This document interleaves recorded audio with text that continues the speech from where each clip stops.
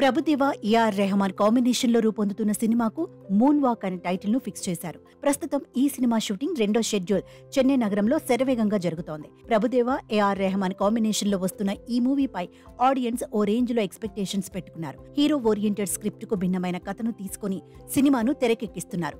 Indian film ఇండస్ట్రీలో ఎన్నో success లను చూసిన ఏఆర్ రెహమాన్ ప్రభుదేవ కాంబో మళ్లీ 25 ఏళ్ల తర్వాత రిపీట్ అవుతోంది. మళ్లీ ఆ మ్యాజిక్ రిపీట్ అవుతుందో లేదో అని మూవీపై ఈగర్నెస్ క్రియేట్ అయింది.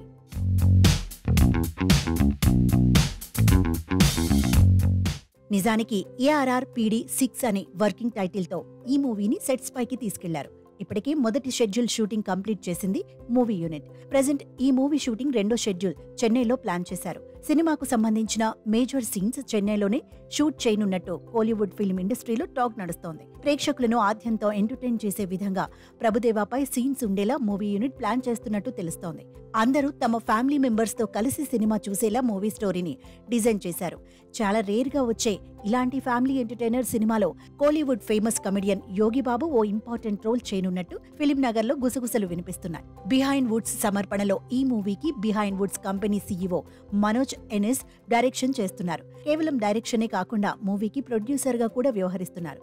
ఏదేమైనా ఏఆర్ రెహమాన్ ప్రభుదేవ కాంబో కోసం ఎప్పటి నుంచో వెయిట్ చేస్తున్న మూవీ లవర్స్ కో ఇది నిజంగా హ్యాపీ మూమెంట్ అని చెప్పాలి.